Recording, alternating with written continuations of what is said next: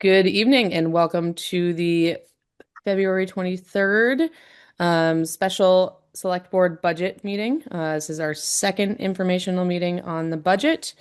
We'll get started with welcome and public comment. Any public comment tonight? I see nothing in Zoom. Anything in the room? Quiet. All right. Oh, Greg has his hand up. Oh, Greg, go ahead. Um, I'd like to make a motion to acknowledge the accomplishments of Ryan Cochran Siegel and Julia Kern, two Richmond residents who represented us in this year's Olympics. Ryan won silver in the men's Super G, which is noteworthy. He continues a family tradition going back generations. There were also a number of outstanding athletes from Jericho as well, including Sean Doherty, Deidre Irwin, and Maxime Germain. Our local school district punches above its weight, I guess, when it comes to alpine sports. But most particularly these two, Ryan and Julia.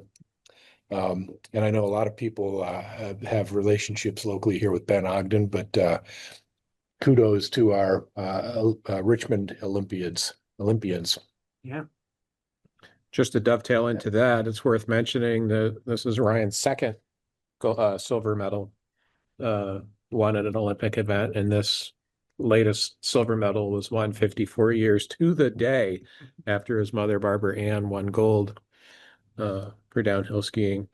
I've been kind of busy this week, so I haven't checked the last couple of days, but as of a few days ago, a quarter of all the U.S. medals were won by Vermonters. So our brave little state has done us proud. And stay tuned. I have my ear to the ground and I hear rumors and rumblings of a welcome home, congratulations, Ryan parade in the works. So stay tuned.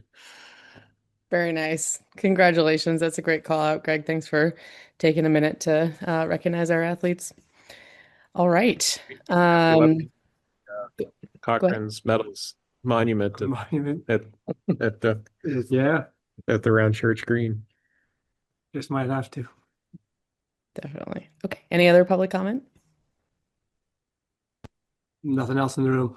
Great. Okay, let's move on. So this evening we're going to cover Australian ballot topics. The first is to review and discuss Article 6.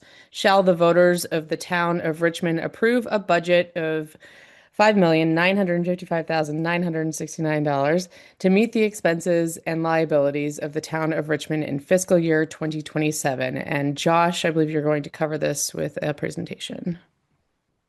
Sure, I will. All right, so before we dive into that, just want to remind everybody that this is our second of two informational meetings where we're going to be reviewing the Australian ballot items.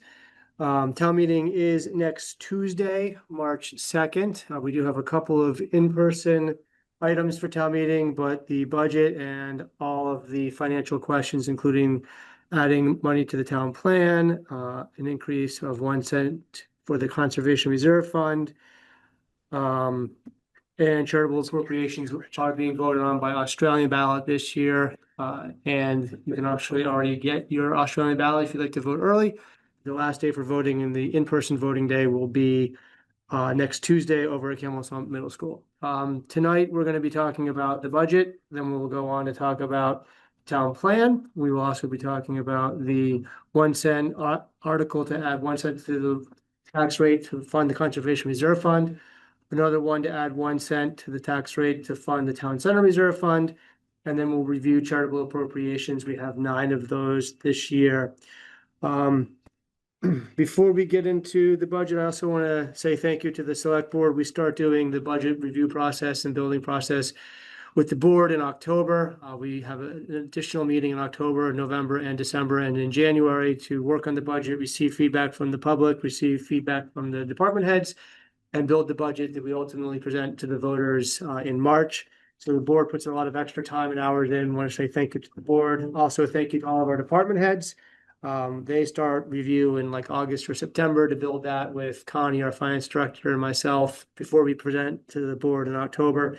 So thanks to all the department heads for their considerable effort in putting forth a budget that meets their needs, but also keeps in mind rising expenses in town and tries to keep things in check as much as possible.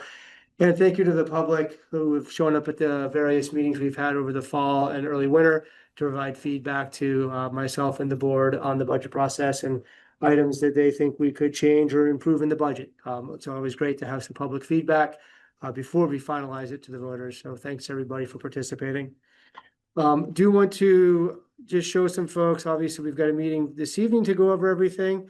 And if anybody is looking online later on at this meeting or wants more information about the budget, it's very easily accessible on the website. If you scroll down here to news, we have an item for annual town meeting, March 3rd, 2026. You click on there to get into here.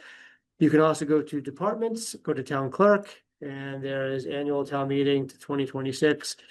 In here, you'll find the official warning. You'll find information about this meeting and the previous meeting. We also have information here, the official ballot, some budget materials. This is a link to the official budget with appropriation requests. Also, the school ballot can be found here. As you scroll down into here, we have links to each individual appropriation request. So if you want to know more about any of these, you just click on the hyperlink in the article and it'll take you directly to the request that they submitted. So Vermont Family Network is right here. You can read through, get any information that you'd like from their request prior to voting. So now we'll move on without further ado to the budget presentation. I want to note that as I go through this, it'll probably take 25 minutes, give or take. If you have questions on anything, each page is numbered. See, this is page number 1. As we go through, the page numbers jump around a little bit based on where I have other graphics on the slide, but feel free to jot down a page number and your question. We can always cycle back to this at the end of the meeting. Just moving. Okay. So tonight we'll talk about municipal operations. We'll review reserves, unassigned and restricted funds. We'll talk about the use of those unassigned and restricted funds. Then we'll look at the FY27 budget overview. We'll review the budget by department. We'll talk about the conservation reserve fund article and social services, and we'll finish up with questions. I'd like to start sort of with some basic budget 101. One thing to talk about is fiscal years. You'll see that throughout this, we talk a lot about different fiscal years.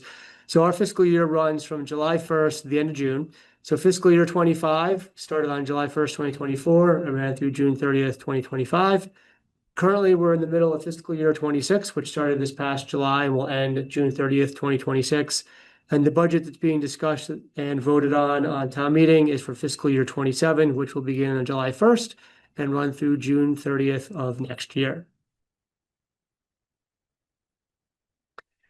So we'll start with an overview. The administration department includes the clerk, the town manager, the finance director, the assistant clerk, and let me see and the deputy town manager. We all operate very closely together to manage revenue, payments, payroll, policies, and projects. And all of this staff works right here in the town center. Planning and zoning also has their offices in the town center. There's a full-time director of planning and zoning and a full-time zoning administrator. Very busy in the planning department this past year, working on the town plan, which we'll discuss later in this meeting. Also worked on updates to the zoning laws, to our zoning regulations based on the last plan and some of the changes at the state level. And zoning administrator is working on the day-to-day permitting for permits that come through for construction in the town of Richmond. The police chief, we're currently budgeted for a half a chief. When we set the budget for FY26, we were splitting a chief with Heinsberg. So the budget includes a half a chief, 4 full-time officers, and a part-time administrative assistant. That has since changed a bit. We'll talk more about the police budget for FY27, but the agreement with Heinsberg did end of last summer. So we've been moving forward with our own chief and looking to hire officers, but we'll talk about that more as we get into the FY27 budget. The Richmond Free Library, of course, located across the parking lot from the town center, has a full-time director, an assistant director, and 6 part-time employees and a part-time substitute employees. They're governed by the Board of Trustees And the library director and the board of trustees prepare their budget and then come to the select board, usually in the first meeting in October, to discuss their budget, present it to the board, and then the board includes that in the budget that's being voted on for the entire town budget. But it does sort of go through a bit of a separate approval and building process than the rest of the budget that we'll see tonight. The fire department consists of a chief, an assistant chief, 3 captains, a lieutenant, and about 14 firefighters. It's an all-volunteer department, but they do get paid for hours spent responding to calls and hours training. If anybody is listening to this presentation is interested in joining the fire department, they are always looking for additional volunteers. So please reach out. There's some links on the websites, or you can reach out to the chief or myself, and we'll get you in touch with the right folks. But a good group of people. We'd love to have a few more people joining. The highway department has a full-time foreman, an assistant foreman, and 4 full-time drivers and operators. Obviously, in the winter, they're very busy. You hear them driving by your house between 4 and 5 in the morning, most mornings this winter. We've got a lot of snow this winter, so they've been very busy plowing the roads, applying sand and salt to kind of make sure that the roads are kept in a great passable condition. And they really do a wonderful job all winter. They're working really hard. In the summer, they're doing gravel road maintenance, continuing to work on their paving plan. They also have a great crew that works on larger projects, such as larger culvert projects. Last summer, they spent a lot of time replacing and upgrading the sidewalks on East Main Street. A very talented crew there that can do some wonderful work for the town and made a lot of great improvements in the roads over the last number of years. Do want to touch on the Water Resources Department to say that this is not included in this budget. Water Resources services about 500 accounts located in the village of Richmond, so does not service all of Richmond, therefore it's not included in the taxes. It's fully funded by the customers of the department, which are those 500 accounts paying for water and wastewater. It also has some additional revenue through sale of water and through a septic receiving business. When people have their septic tanks pumped out, sometimes those haulers come to Richmond and we charge them to deposit that here in Richmond. Anybody who's interested in the water and sewer budget can go to the water and sewer annual meeting, which will happen in May. We'll actually be starting the budget process with the commission probably later this month, later in March. We'll probably start that budget process. It takes a couple of meetings to get through, figure out where we want to go, and then the commission will vote on their budget at the end of May. Water and Sewer Commission also meets the first and third Mondays of the month at about 6 o'clock every meeting. So anybody's interested, please show up to those meetings to talk about the water budget. Again, these budgets are not included in the budget being voted on or presented tonight or voted on at town meeting. Reserve funds and unassigned funds. So reserve funds function like savings accounts and are typically used for larger capital purchases or projects. So think about like a highway reserve fund. If we want to buy a plow truck, we know we have to buy that plow truck. Within 4 years, we start to put money into the reserve account to pay for that plow truck. They have very specific uses. It's really guided a lot by the capital plan, which we use in the fall when we're building the budget. It will actually be at next week's town. I think in a couple of weeks, we'll be finalizing and approving that with the select board. Unassigned and restricted funds are the combination of underspending and additional revenue in excess of budget revenue. And this surplus reverts back to unassigned and restricted funds. So think about it like this. If we have a budget that has $1 million in taxes raised and $1 million in expenses, and we end up getting some grants, we have some savings, or we have vacancy savings and we save some money there, at the end of the year, we will not have spent that full $1 million, or we'll maybe bring in a little bit extra. That money doesn't just go away. Our auditors look at that at the end of every fiscal year, and they let us know how much is there. And then the board usually uses that to go back into next year's budget. The difference between unassigned and restricted is money that was raised for the highway department and it stays with the highway department in what's called restricted funds. It's restricted in the sense that it's restricted to just highway. Unassigned funds is any other department in town with the exception of water and sewer. So any overage there stays in unassigned funds that can be used towards any department's expense, including the highway. The law did change a couple years ago where it used to restrict highway funds just to the highway. Now that money can be used for any department. However, the board has opted to keep it separated just so we, I think, know what came from highway. And then if we ever have a flood or a disaster, which tends to be flooding in Richmond. A lot of the damage is to the highway department or to the roads. So it's good to know how much money we have to kind of go right back into the roads to help us get through those disasters. So reserve funds, they function like savings accounts. They can be added to yearly from tax revenue. That amount is decided by the voters. Reserves can also be funded with non-tax revenue. The town center maintenance fund is funded primarily with rent payments from the town center. So the tenants we have here, the largest one we have is the post office. They pay about $100,000 per year. So that money all goes back into the town center maintenance fund. We also have Radiate Art Space, MCTV, the Historical Society, our Community Cares Camp, and forgetting one, the Senior Center. Reappraisal fund is the state's Act 60 grant reappraisal. It's a reappraisal grant, so we get that every year. Some of that money goes back to fund the assessor's department, but also some of that money goes into a fund that when we need to have a reappraisal done, we don't have to raise taxes too much or at all. Last time we did it because we have some money set aside in that reserve fund. So reserves are used mostly for large capital purchases. The actual use of reserves does fluctuate based on the capital plan and also emergencies that fall outside of the scope of the budget. So when we did have the flooding, we used some of the money out of some of the reserve funds to pay for that, with the idea that's going to get paid back as we have some additional funds coming in to reimburse us from FEMA. Looking at the reserves, you can see we've had a bit of a sort of trending upward over the last 10 or 15 years. We've actually really started to use reserves a lot more than we have, even 5 or 10 years ago. We would primarily get a lot of loans for the larger purchases like dump trucks and fire trucks.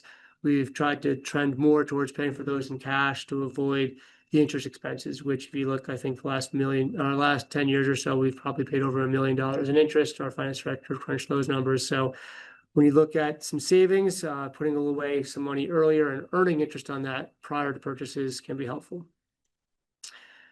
We do have a good number of reserve funds. I think it's about 30, but as you'll see here in this sort of hard to read chart, the larger bars on the left are the 5 or 6 reserve funds that have the most money. And then we have a number of funds that have a much more modest account. So 81% of all the money in the reserves is in just 7 reserve funds, which you can see here. The other reserves, much smaller, but special project reserve fund, that is essentially the ARPA money that we had received a few years ago after COVID. That's now in a special projects reserve that we can use. Primarily, it seems like we're using that for a lot of recreation and park projects, but it can still be determined by the board going forward. Bridge and culverts, about $500,000. Conservation reserve fund, $363,000. Town center maintenance fund, that's the one that's funded primarily with rents from the town center. It goes back to expenses into this building and then over to the library.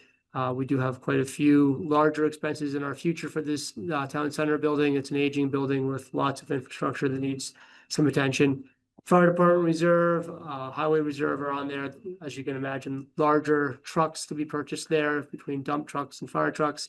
And record restoration is for the town clerk for restoring records and digitizing a lot of the records as well to make sure that some of the older records stay in really good readable shape and they're accessible online. In FY27, our planned reserve account usage, we have about $500,000 planned. In the police department, we're looking to purchase a cruiser, some portable radios, dash cameras for those cruisers, and mobile data computers. In the fire department, we need a washing machine for some of the turnout gear, and roof shingles on the main structure do need to be replaced. Fire safety equipment, we have $16,000 slated for the turnout gear. Highway capital reserve, a new dump truck, and a tractor and loader. In the library, they're working on an interior painting project, which was started this fiscal year, but will continue into FY27. And they have some plans to redesign and upgrade the circulation desks.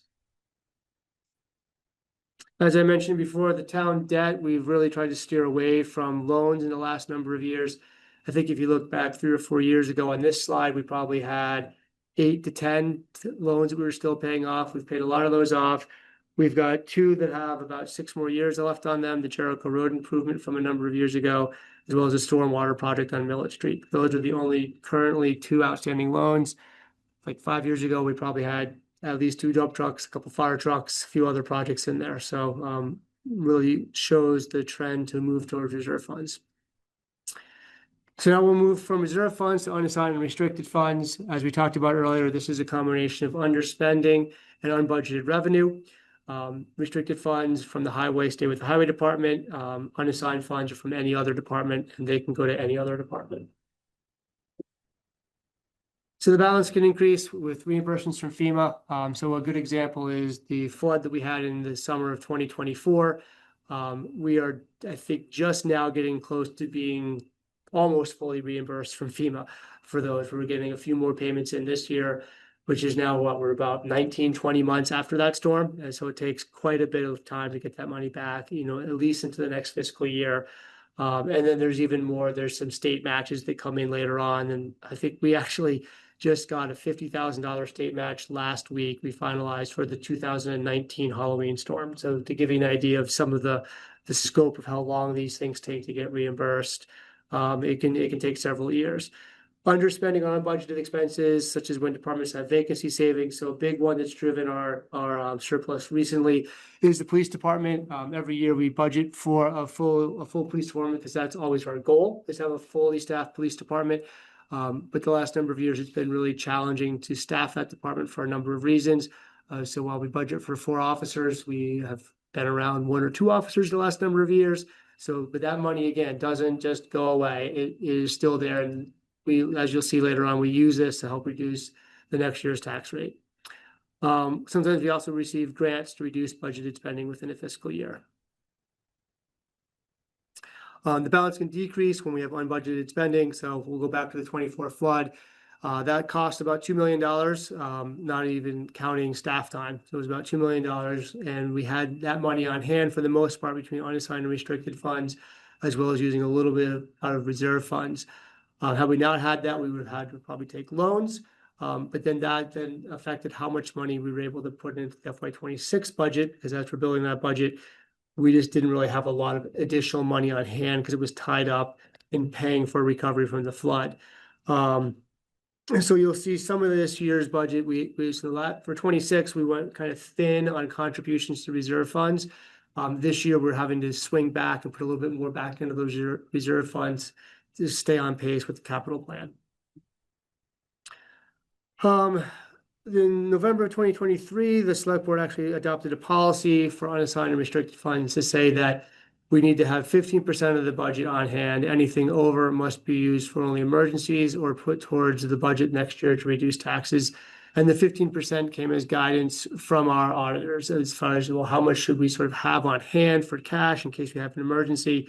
15% seemed to be the best guidance we could get. And as you'll see later in the presentation, that's a number that we keep very much in mind as we try to project how many unassigned and restricted funds we'll have by the end of the fiscal year and what percentage that will be of the next year's budget. And anything over 15%, we either put back into reserve funds or we put that back into buying down the tax rate for the next fiscal year. So that sort of recaps what we talked about with the auditors, recommending the 15%. And again, these savings greatly help during an unanticipated crisis when cash flow is needed. So our unassigned and restricted fund balances as of June 30th, 2025, this is the close of last fiscal year. We were at about $1 million in unassigned funds, and we were negative 1.2 in restricted funds with a combined total of negative $300,000. The negative balance there is obviously not ideal, but that is all 100% related to the flood that we had $2 million in expenses on. So while this is unfortunate, we were negative. We knew why we were negative. We also knew that we were going to be getting reimbursements from FEMA. So we had a plan to make that positive. So we had about negative 6% of the almost $5 million budget as we headed into FY26. So again, we had $2 million in flood expenses in summer of 24, and that got us the negative balance. Already we've gotten, I think, most of that money back. If not, it's really close to being on the way. So the change in combined unassigned and restricted funds, again, we try to keep this at 15%. As you can see, it was increasing. We did start to work it down in 22 and 23. Then it went way down in 25, mostly due to the flood. That will pop back up though. Now looking as a percentage of the budget, even though we project and try to get to 15%, we end up having vacancy savings that have really kind of kept this up around that 25 to 35% at times. And again, we're at negative 6.23 as of this end of last fiscal year because of the flooding. So our historic use of unassigned and restricted funds, we go back to 2019. So this is money that was put into the budget to offset the tax rate or into reserve funds. So it varies each year when, some years we have more, some years we have less. So 23, 24, 25, we put $500,000 to $1 million in. In FY26, we were making that budget right after the flood. We did not have a lot of extra cash on hand, but we were able to use $78,000 to go back into the FY26 budget. And in FY27, we have about $880,000 that will be used in the FY27 budget. And I'll get into some more details here shortly. So the way that we figure this out is that $309,000 here at the top right, that's the number that we saw earlier. It's negative 309. That was the end of FY25's balance. Then we look at, we have a planned use of $78,000 in the budget that we saw on the previous slide. We also have unbudgeted expenses in FY26 of $188,000.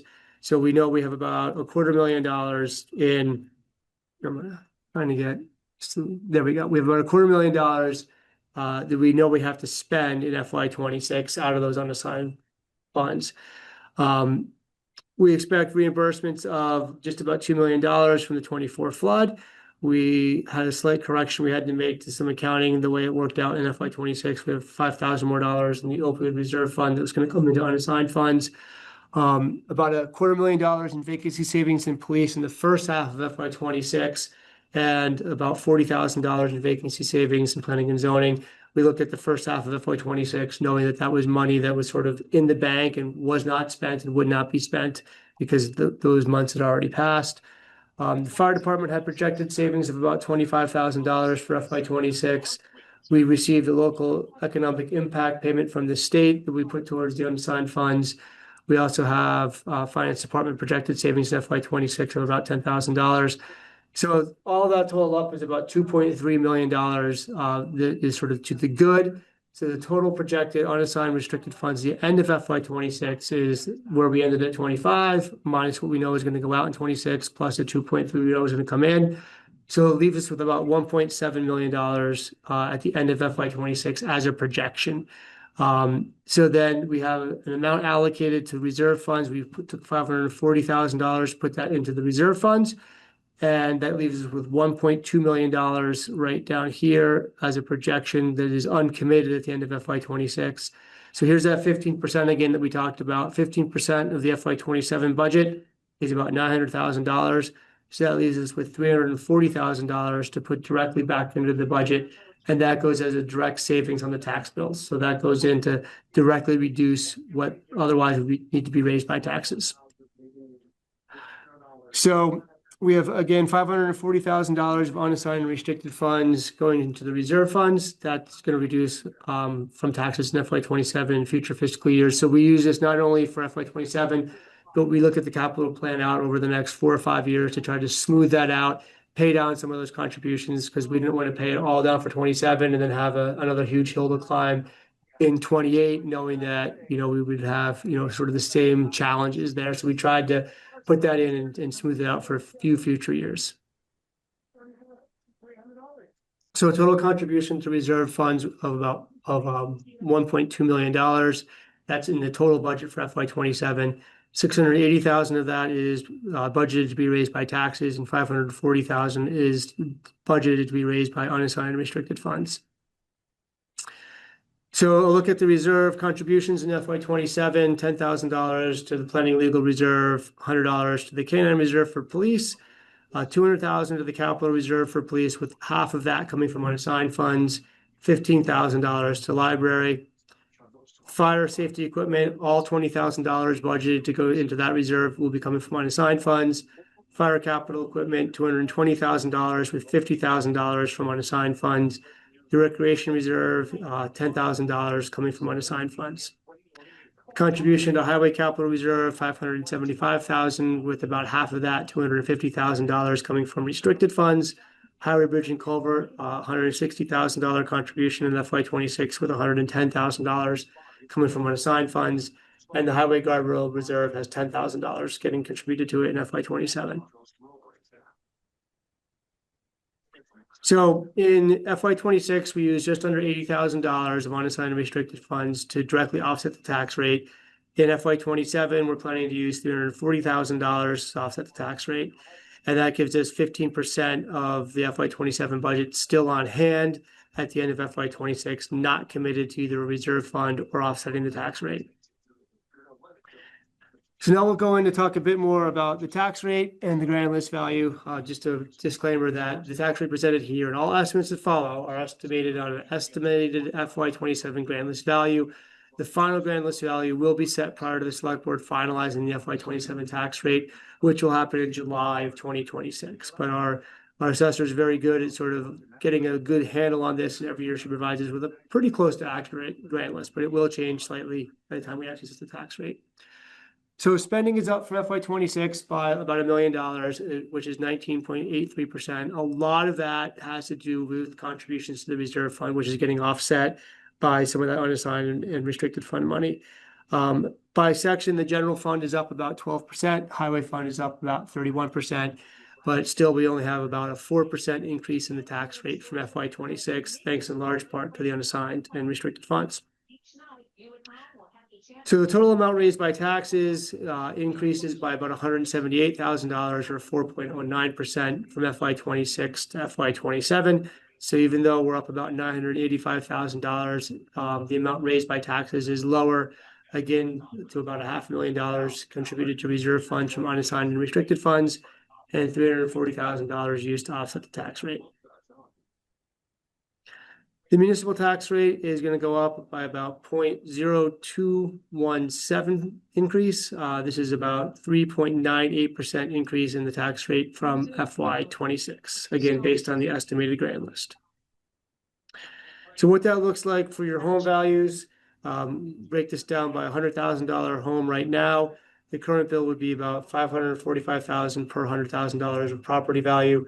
That'll go up $22 per $100,000 to $567 for the total new tax bill in FY 27. Again, this is just for the municipal portion of the tax bill.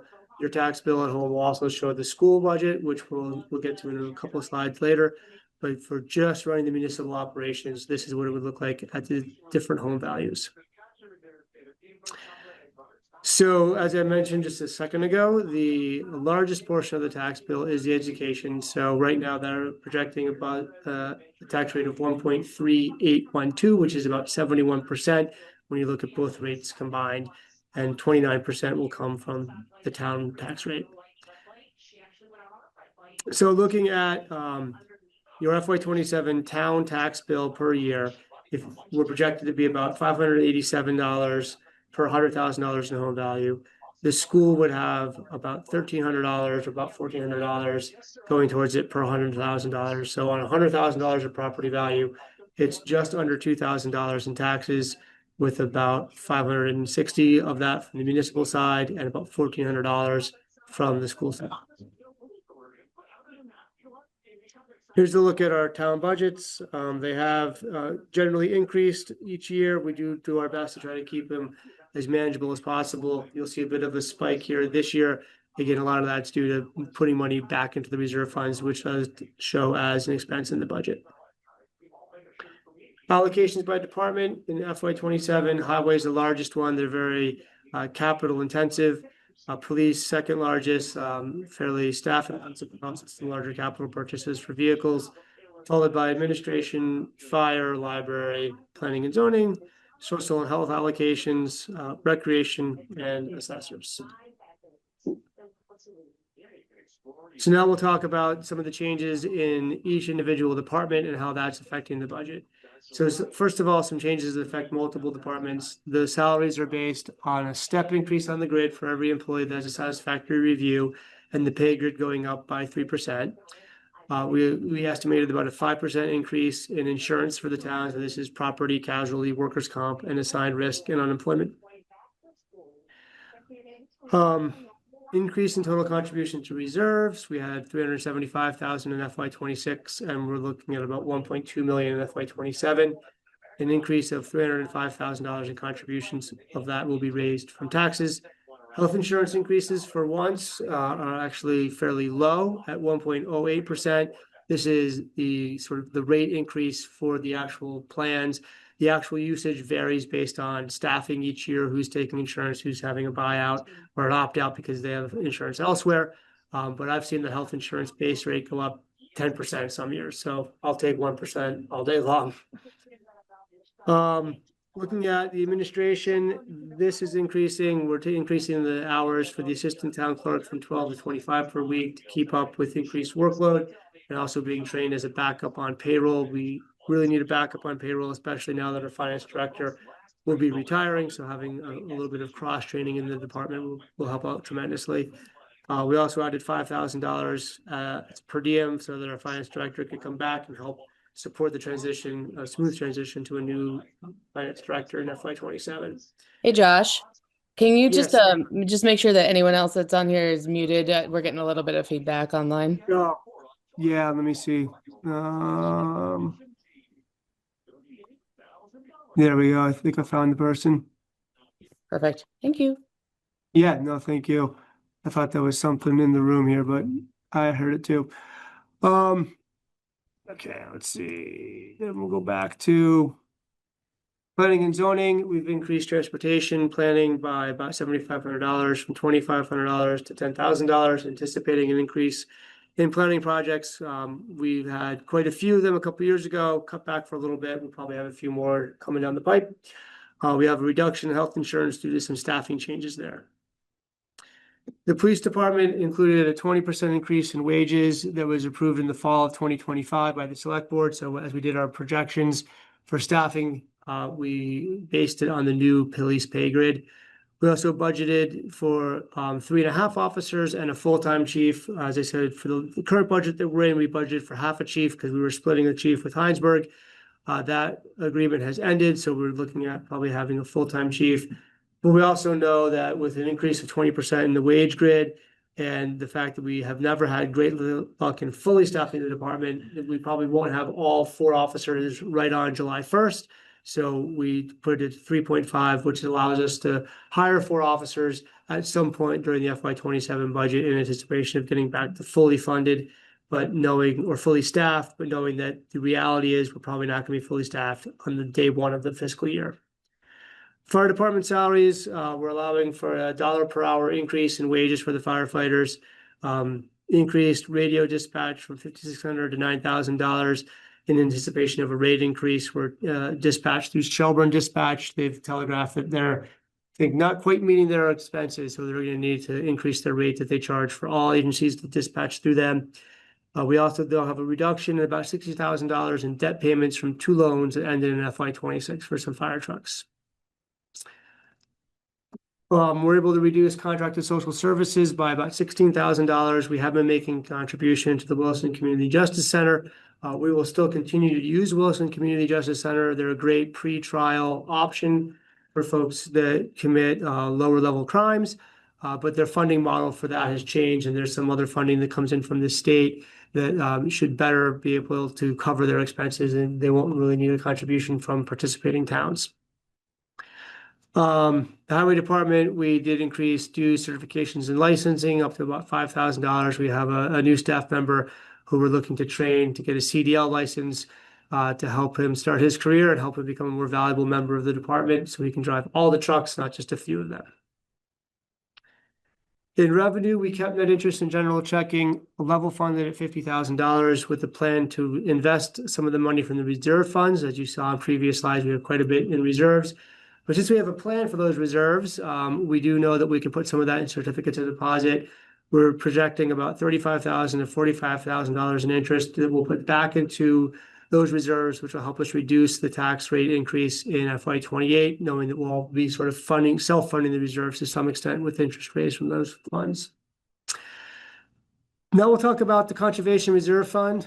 This item is voted on each year by Australian ballot, and the question on the ballot each year is to approve funding of the reserve fund by adding 1 cent to the municipal tax rate. The estimated contribution would be based on the estimated grand list value of about $8 million right now, so it would be $80,000 contribution to the reserve fund if this article passes. The exact amount would depend on the actual finalized grand list value that we'll finalize in July when we set the tax rate. So if it was at $80,000, that would increase, so we talked about the total percentage increase of the tax rate from 26 to 27 is 3.98%. If this article passes, that would bump that increase up to 5.82%, or about 1.84 points above the 3.98% increase. This would add $10 in taxes per $100 in property value. So we'll go back to our chart here. At $100,000 in property value, the current rate is $545. If the conservation fund passes and the budget passes, that increases by $32 per $100,000 property value, for a total of $577 per $100,000 in property value. And you can look at the chart to see sort of where would your property fit into that chart. Town Center Reserve Fund is a new item that's being added to the Australian ballot. The select board has discussed that especially the town center needs a significant amount of money invested into it at some point in the future. Many of you might remember there was a bond question on last year's town meeting for about $10 million to do some significant improvements to this building. That bond failed, but we do still have a lot of the issue. We do have all of the issues in the town center building that need to be addressed at some point. So we're going to add a question to the ballot to approve funding the town center reserve fund by adding 1 cent to the municipal tax rate in FY27. So this would function exactly like what we just reviewed with the conservation reserve fund, adding about $80,000.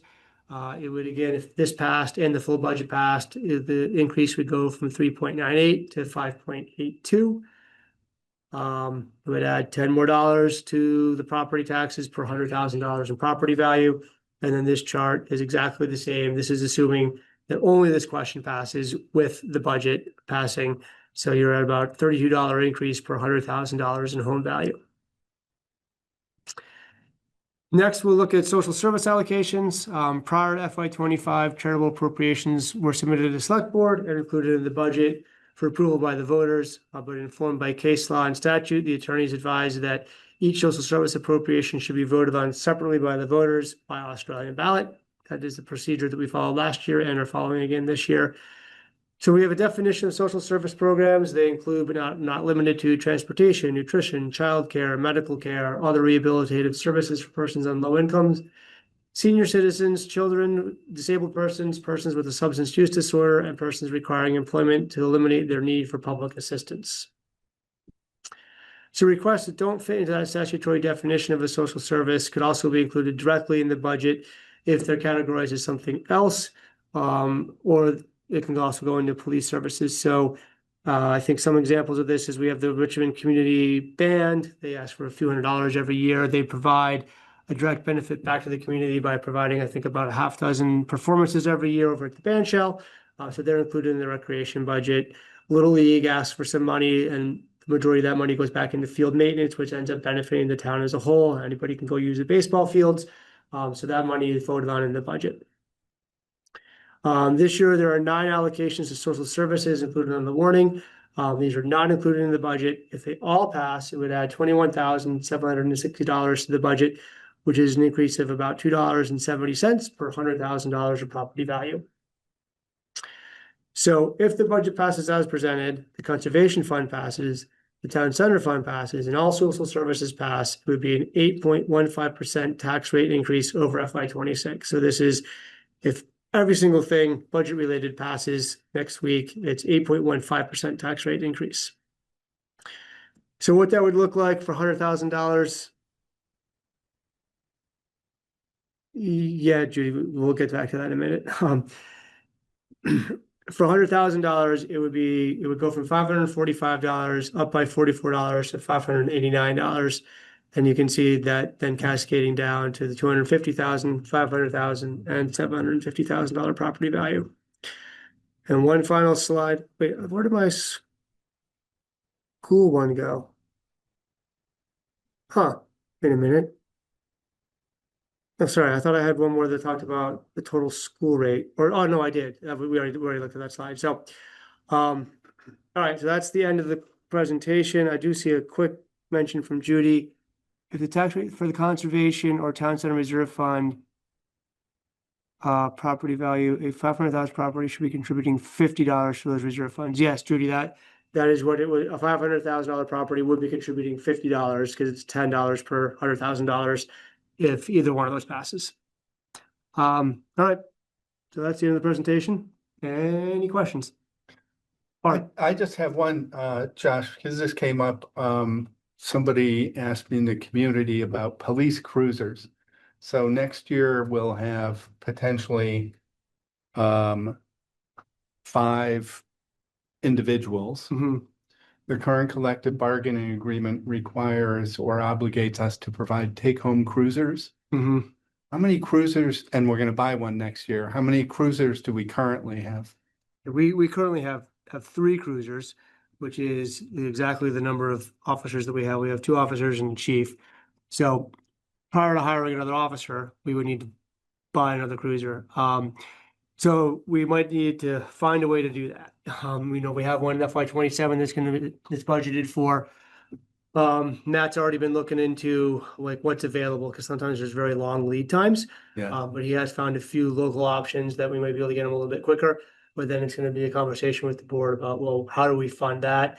I guess fortunately, we've had some additional police vacancy savings, more than what's just included in the budget here. So included in the budget for vacancy savings for police, we looked at the first 6 months. Well, we're still not fully staffed. We won't be by the end of the year, so we'll probably be able to find some money there to purchase an additional cruiser. I appreciate the point because it's kind of twofold. One is the funding, which I think is probably more solvable than the supply chain. Yeah. I know Matt's been looking in, he has a couple options to get about. Great, thank you. We would like to hire more officers, but yes, per the collective bargaining agreement, they all need their own cruiser.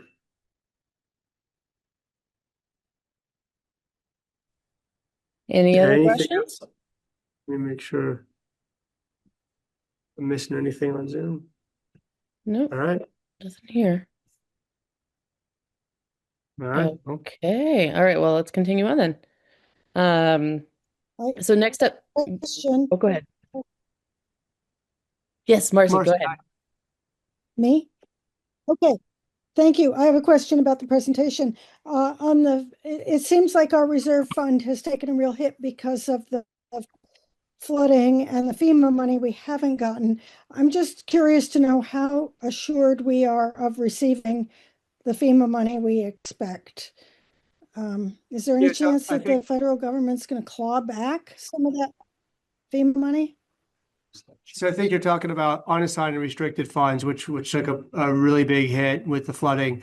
Yeah. No, we're very Yeah. confident. Right. We've already received a good amount of it, and then just last week we had 2 payment requests that we signed off for that Duncan's been working hard on. And they were hundreds of thousands of dollars each. So we're getting really close to being fully reimbursed from FEMA, at least for their portion of it. There's still a state portion that comes even a little bit later. But our projections on how we set the budget up and how we set the amount of unassigned and restricted funds going back is based on about $1.9 million coming back to us this fiscal year. And I think we're pretty well on pace to get that. And I haven't heard any concerns about clawback. Even during the government shutdown, our FEMA representatives were working with us, continuing through that shutdown, which I think is a hopeful sign because they were helping us even while a lot of other government workers weren't working. So I think we're doing fine. I don't really have any concerns, but it's a good question because there's been a lot of uncertainty lately. But everything I've seen from Excellent. FEMA lately, we're moving forward and getting refunded. Very Great. good, thank you. Thanks, Marcy. Okay, all right, moving on to the second agenda item this evening, which is to review and discuss Article 7. Shall the voters of the town of Richmond, as required under 24 VSA 4385, adopt the 2026 Richmond Town Plan? We do have Virginia here. Hello. I do have your. Is the speaking good from here? I mean, I can sit. Yeah, up here, or- whatever you're comfortable with. I think you can be heard there, fine. Very Yeah, good. you're good. Great. So, hello, everyone. My name is Virginia Clark. I am the chair of the Richmond Planning Commission. Do you want to put up the screen that says plan cover? Yep, let me pop open all these so I can easily get them for you. Just gonna have a little visual to start into this It Short. is discussion. not opening. Hold on a second. There we go. I think it just opened. Okay.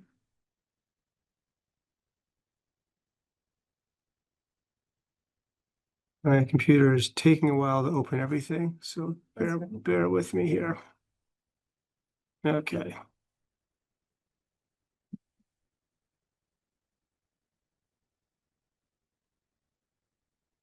That's okay. Oh, I got you. Here you go.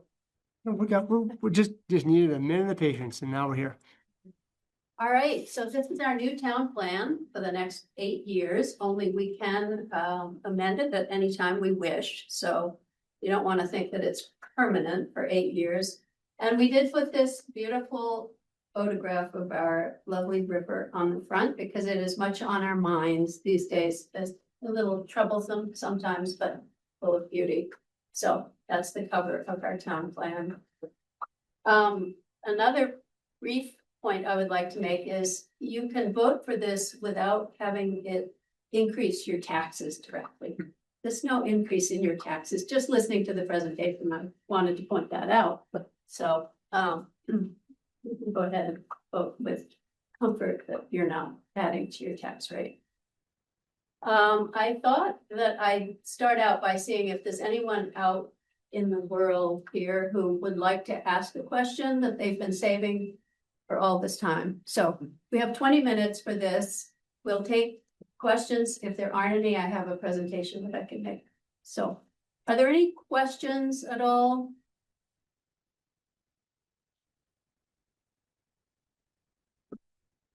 Okay, I'm hoping that that means people have looked at the plan and are happy with it, but you never know. Okay. All right. You want to go to this slide next? Sure, we can go to the list slide. So what I thought I'd do today, which is just a little bit different from other presentations that we've had lots of presentations about the plan over the past year. We've spent a year working on this plan.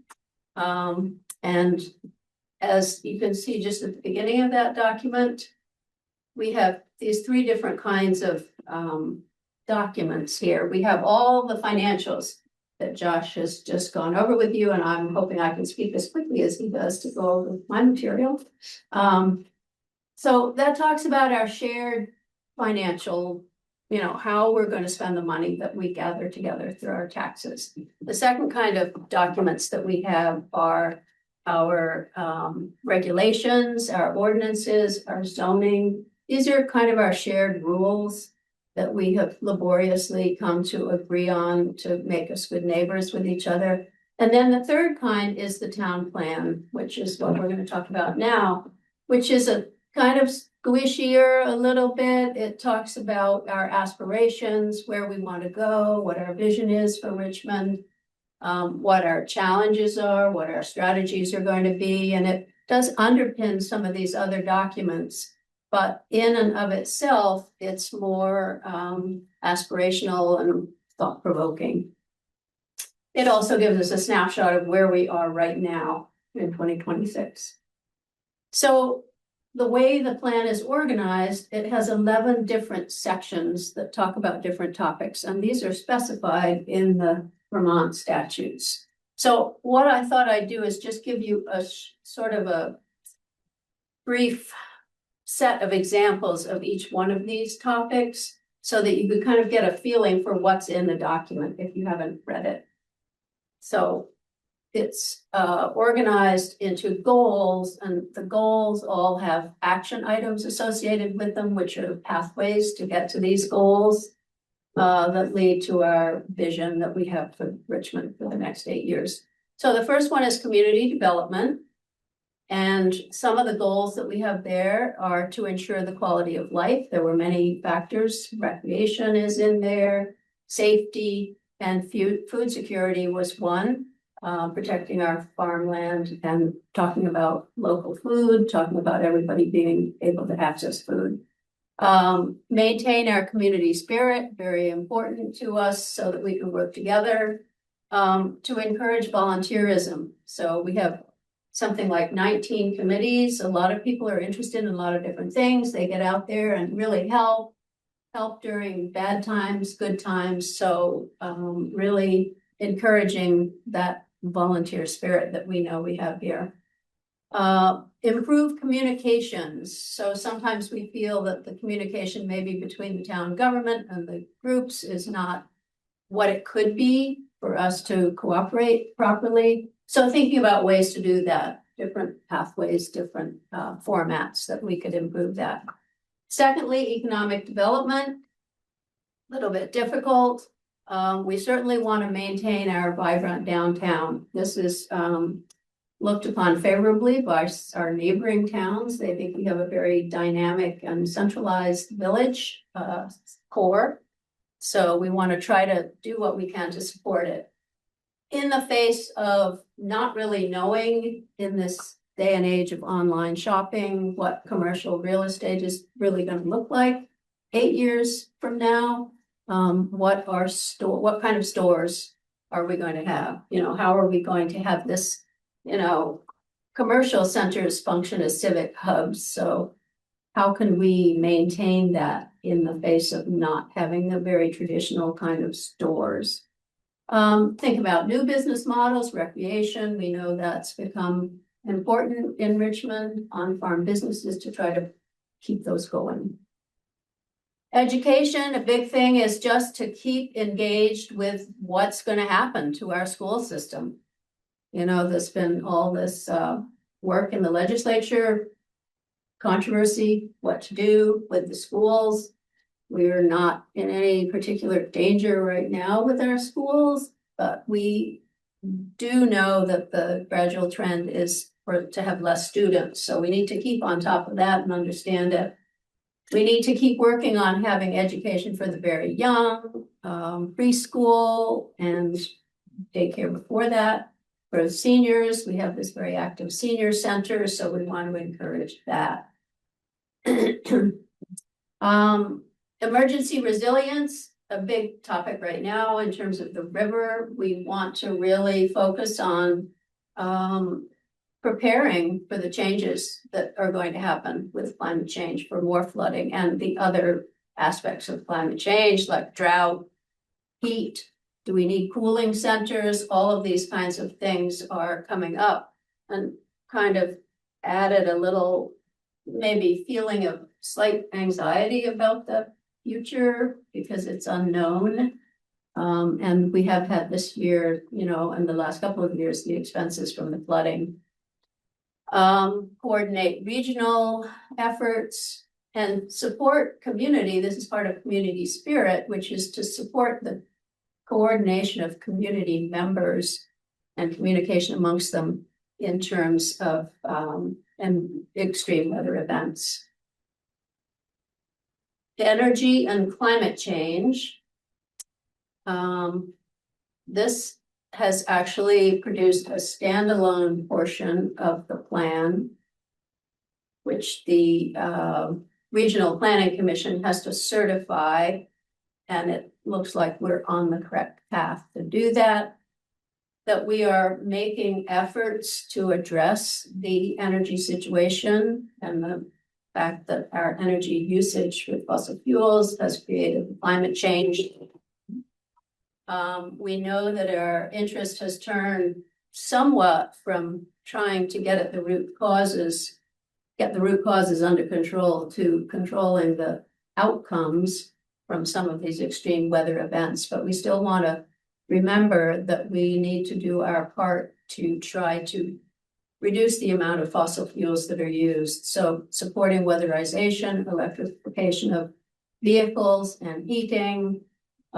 So that involves having EV stations. This is an ongoing process, even though possibly our federal government doesn't think it really exists. We know that it does. So, and the rest of the world is proceeding ahead along the lines of trying to create the transition to electricity as our fuel source, because that can be made from renewable sources.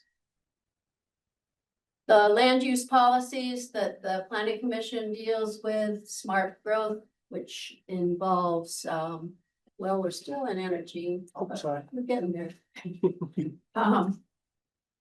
So smart growth is putting the most dense housing and commercial in the same area. You have cost savings because you have less infrastructure to support, and also the goal eventually is to have less miles traveled, so that we are once again reducing the use of fossil fuels. So all of those are in the energy and climate change section. Then we get to the future land use section, which obviously is related somewhat, since we were talking about smart growth, keeping the density in the same area. There was a question about the future land use map that the select board elected to use a map from the Regional Planning Commission instead of the map that had additional conservation overlays. And we can, in a minute, we'll put that up. I brought that as a screen sharing that we can look at, so that you will see that map has been put into the document in its correct place. It's on page 54. If anyone is still wondering if that map has been switched out the way the select board approved. So we need to, both have areas where there will be housing, where there would be more dense infill residential development. We also need to continue to support our natural and working lands. So these are all challenging, but we're the planning commission, among with many others, that are working on these questions. Historic resources. We had a lot of help from the Historic Society about this. And the goals are similar to what they've been over time to support the preservation of our historic buildings, to develop maintenance plans for our historic buildings so that we can keep up with the fact that they are old. And another goal is to protect the archaeological and historic cemeteries, our historic cemeteries. We have 2, and also to develop permanent storage for cultural artifacts and documents and photos. And the historic resources section is a nice section to read, and it really emphasizes that these cultural artifacts are integral to maintaining a sense of community here. So they're not sort of optional things that are nice, but they're really part of the fabric of the community. Housing, the housing section, the housing committee, which was formed in response to an action item in the last town plan, has been working on trying to develop strategies to help meet the housing crisis that we understand is everywhere pretty much. Looking at out of the box strategies that seem difficult, that are going to need lots of conversation, like additional building height. Can we go up if we don't want to spread out in our natural and working lands? Can we go up? What are the factors there? Let's see, where am I? Oh, housing, okay. And we also have understood, I guess I'd like to say, from a study that the Housing Committee had done by a planner, that if we want to try to have affordable and mid-range housing projects, then we need to develop community support for some of the strategies that we might be able to pursue. We are very lucky in the fact that we have this lovely village, and everybody loves this lovely village, and they like it just the way it is. And so it's a little bit difficult to maybe understand that maybe there are going to need to be more houses in it, or there are going to have to be some changes. So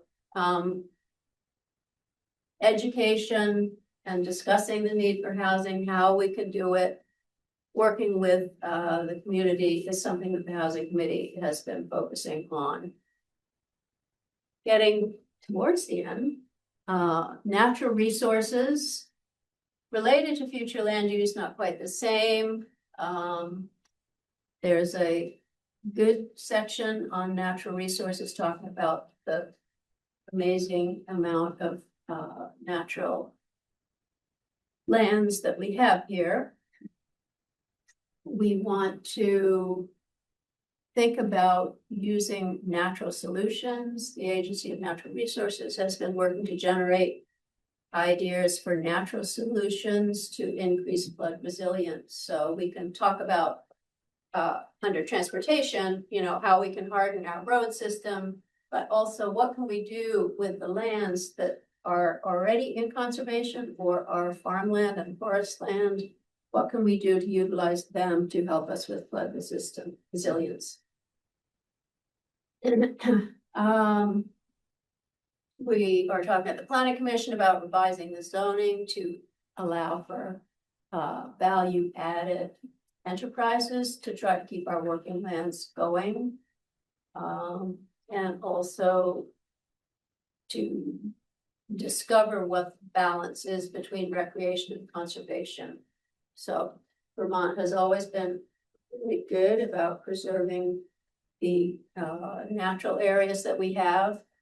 And part of that is the fact that we have mountains and hills and rivers and natural areas that you really can develop. But now we are coming down to a point where we need to try to balance some of those natural area uses, such as recreation and conservation. We haven't had to think about as much before. Last two, transportation.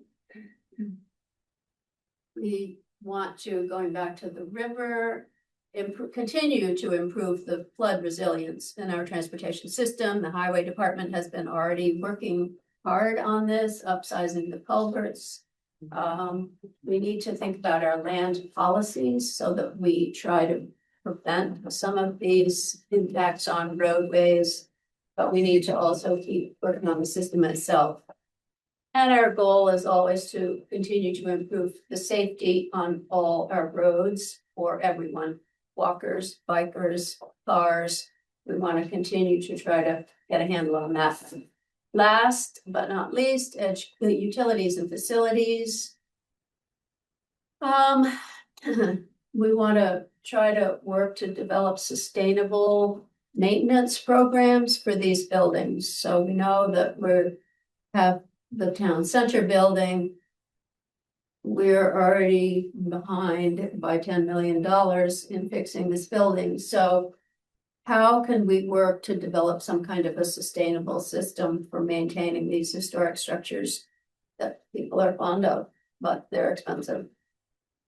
So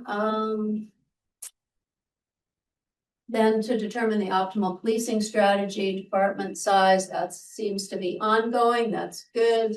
Some of these things we put in there that are goals that are already being worked on, but we felt they were important to be pointed out so that we continue to work on them.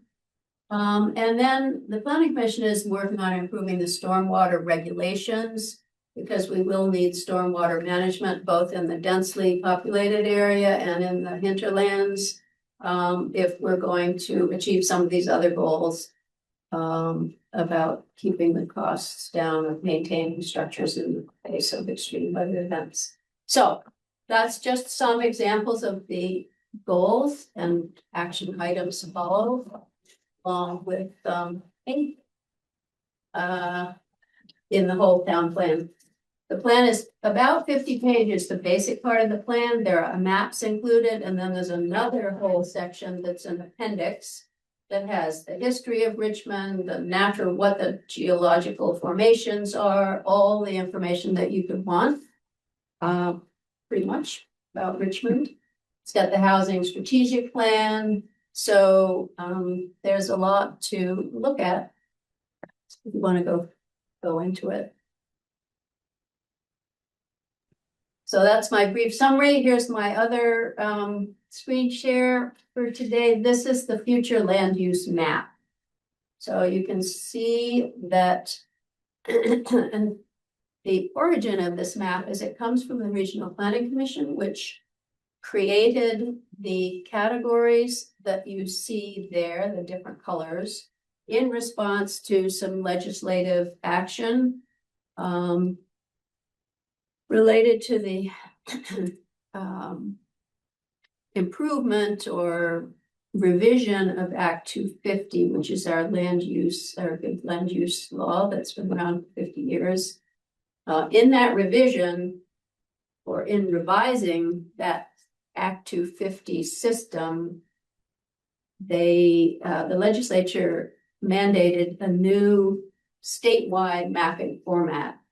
So the Regional Planning Commission has had to develop a map along those lines, and all the municipalities have to create a map that is compatible with their map. Our map from our 2018 plan was definitely not compatible with this map. So the best way to ensure compatibility with the Regional Planning Commission, which has to approve our plan, was to adopt their map, basically. And the conservation folks here in Richmond added some conservation land to the map, which the select board removed. They felt that the balance was about right and that we would stick with the map that the Regional Planning Commission had created. We don't really have any way to create other maps. So what you're looking at here is the green is land that is actually conserved.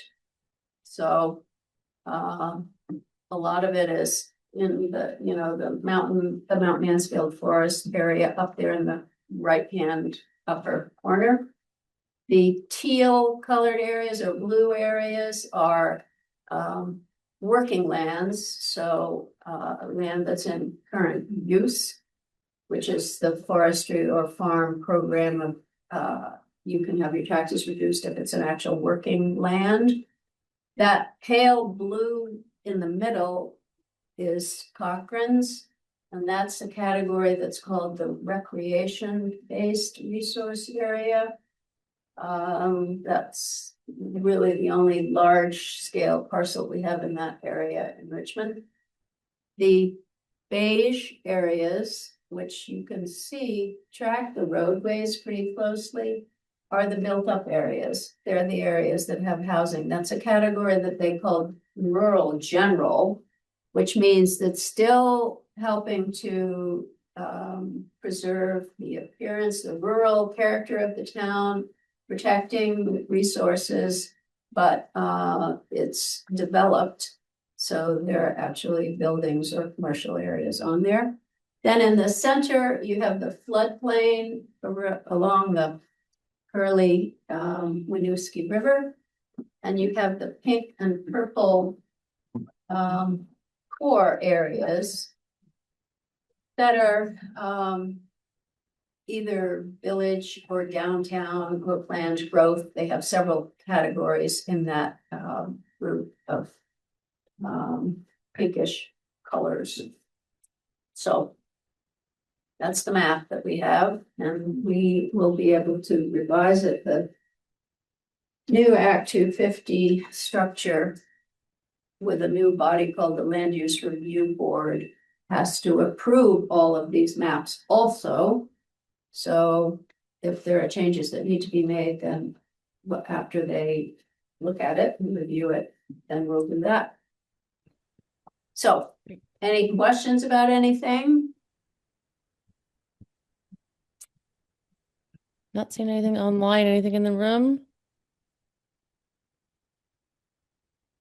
Okay.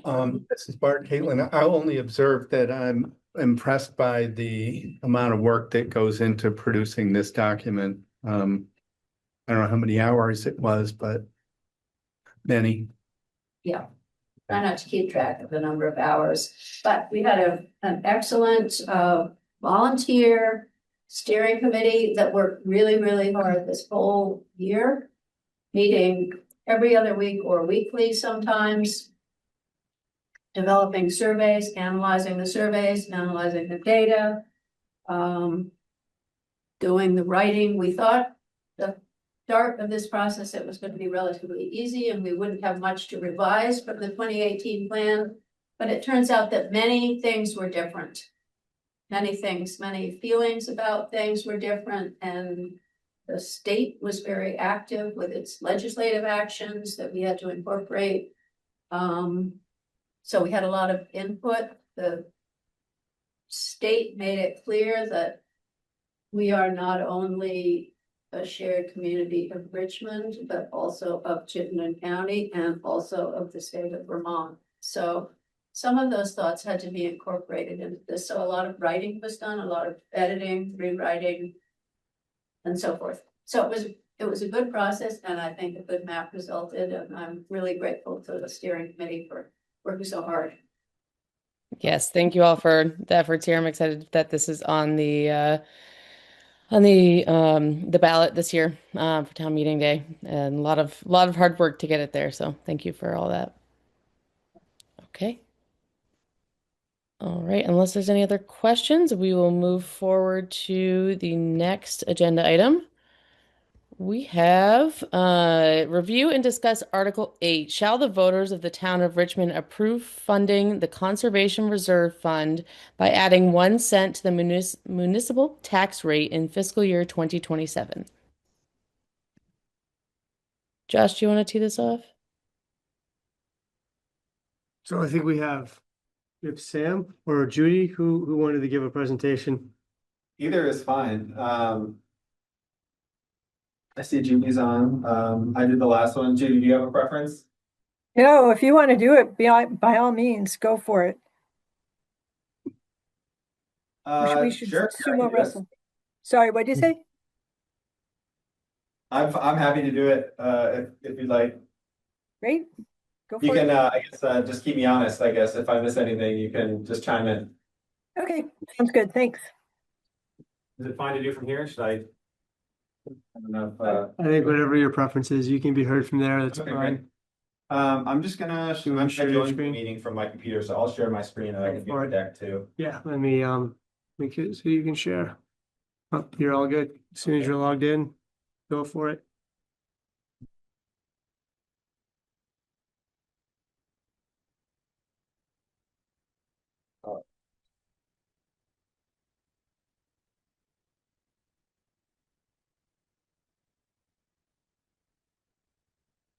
Okay.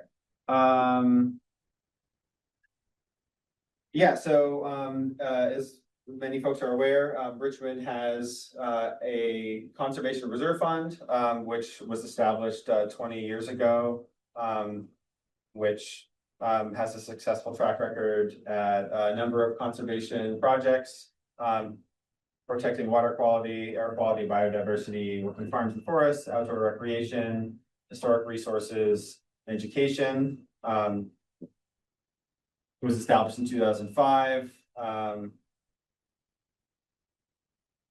This figure is from 1 year, is from 2025, not 2026. But it was approved last year as well. It's brought in over 2 million in outside funding. And it has enabled the town to move quickly to capture prime time-sensitive funding opportunities. And yeah, it's just allowed us to basically increase the amount of funding that we bring into the town to work on conservation-related projects. I guess I'm going to pivot to the reserve fund doc. We have a long list. This is all available on the town website, but we have a long list of projects that the Conservation Reserve Fund has helped fund. I will fast forward us to 2025. There were a number of programs and projects that we ended up that Richmond ended up funding through this, including the Vermont Master Naturalist Program, which is also going to probably give back, since a lot of those folks end up doing community service in our community, and will continue to support conservation efforts in the town. We've helped with volunteers green trees to help with both, I guess, beautification, but also stream bank stabilization and trying to prevent erosion of the town green. We've been protecting some of our key ash trees in town as they're at risk for emerald ash borer. And so there have been some every other year injections that we've been doing on some of those trees. There was a new parking area for the Beacon Preserve.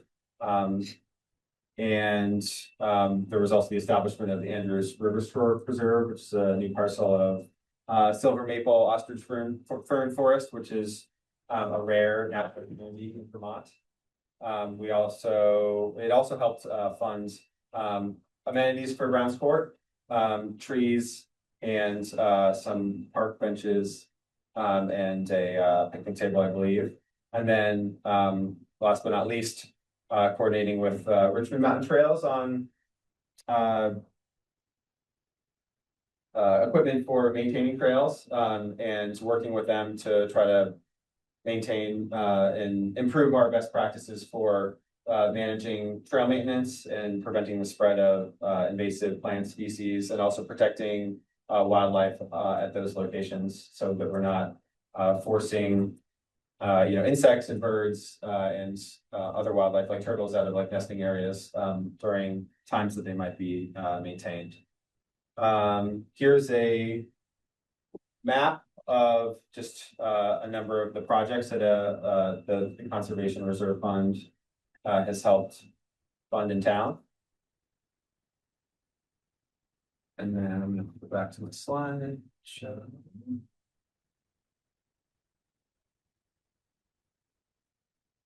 Advances a number of the town priorities. I won't continue by reading through all of those. Here's just a example of how it's a great return on our investment.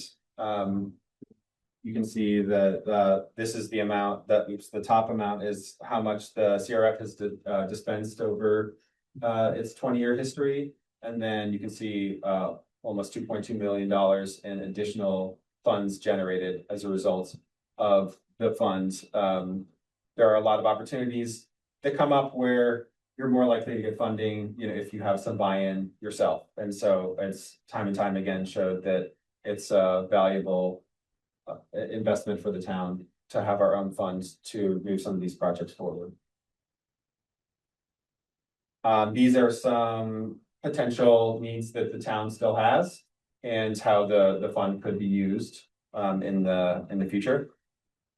We've got the town forest, the Winooski River, and continued flooding and mitigation there.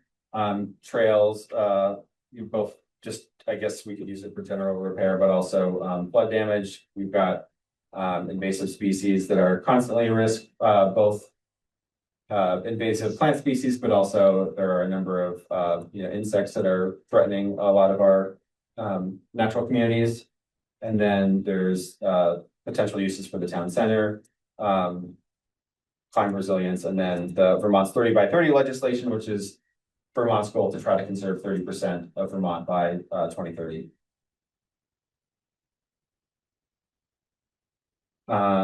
It's had some pretty broad support over the years. This is the actual language on the ballot. It's financed by a 1 cent increase on the tax rate, which essentially means that for every $100,000 of assessed value that you have on your property, it costs $10. So if your house is worth $500,000, you would pay $50 into the fund that year. And any questions or comments? This is just driven by curiosity on the subject of the 30 by 30. We've had it posited here by citizens, and I've tried to look into it myself. Where do we stand on that goal? I mean, 2030 is 4 years away. Yeah. And we have roughly 32 square miles in Richmond. And would that include the land of Camel's Hump, or it seems like we have a ways to go. And I'd like to, as we talk about this particular resource, like to understand a little bit of how we're targeting that, meeting that goal. Yeah, so, yeah, that's the state goal, and I think that it's gonna depend a little bit on the town, right? So, Burlington's not gonna conserve 30% of their land. Meanwhile, Bolton's a great example of a town that is going to conserve more than 30% because it's so mountainous, and there's just slope concerns where you probably wouldn't develop much of anything there. And so I believe that they're in maybe the 40s or the 50% range, whereas I think Richmond might be somewhere in the 20s. I'm not sure. Judy, do you know any of the actual figures on where the state is at, or where Richmond is at on the 30 by 30? I know a while ago, Brad Elliott had calculated we were about 21% conserved, but I think we have conserved more land since then. I actually think we're in pretty good shape.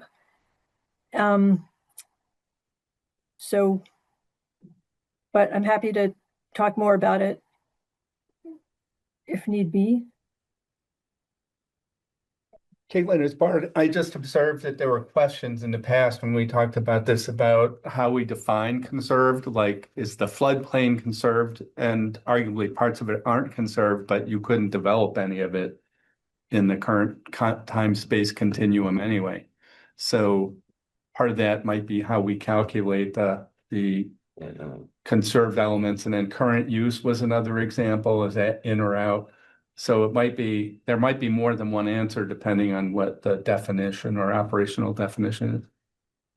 I think we could also look into that. I think with current use, you can basically buy your way out of current use, Yeah. whereas with a conservation easement, I don't know if that's possible. I don't think you can. And so, and also if you had a plot that was undevelopable, but you weren't comfortable with having a conservation easement on your land, then you might choose not to conserve, in which case your land would not be considered conserved. So I think that there could be, potentially maybe there's opportunities for us to do outreach to folks that have land that is already, if you were, on the Winooski River, you're in a floodplain or something, and you wanted to conserve your land, like maybe that's an opportunity for the Conservation Commission to reach out to residents of Richmond and see if, folks would be interested in pursuing that option. It seems to me, to Greg's question, a sort of baseline question is, what's the actual current percentage?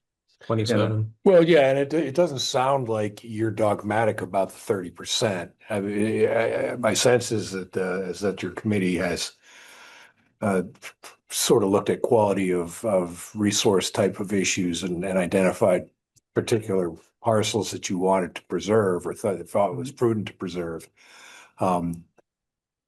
The other sort of open question that I hear when people talk to me about this issue is how do you integrate recreation with conservation?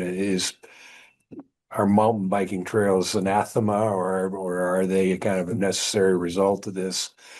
Because hats off to the committee who have, over the years managed to secure to the Newtown Forest and a lot of other parcels. Just, how pristine do they need to stay in order to be considered conserved? It's an interesting dynamic, and I just know that over my lifetime of living here, the amount of people coming from other parts of the county to recreate in Richmond has steadily increased. Certainly within the biking community. So hats off to everybody who's worked on this issue. And I do hope that the voters of the town agree to continue to support this. I certainly do, precisely because, as you pointed out, it brings additional money into the community in a couple of different ways. But I appreciate that. I'm not, I'm not oppositional and just asking that question. We as a board need to use some kind of metric to say, how are we doing?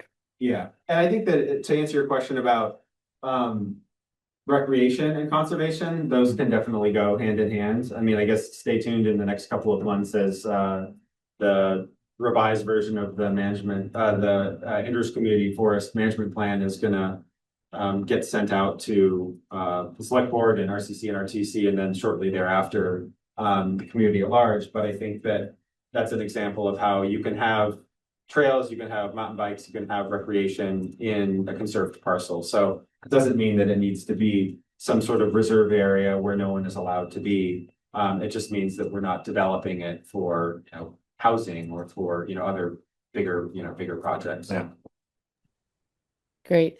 Looks like Morgan, you have a question? You have your hand up?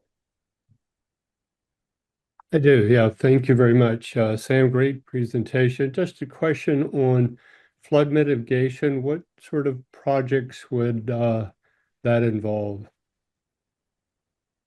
In the future or in the past? Future. Well, both, I guess. Maybe one feeds into the other.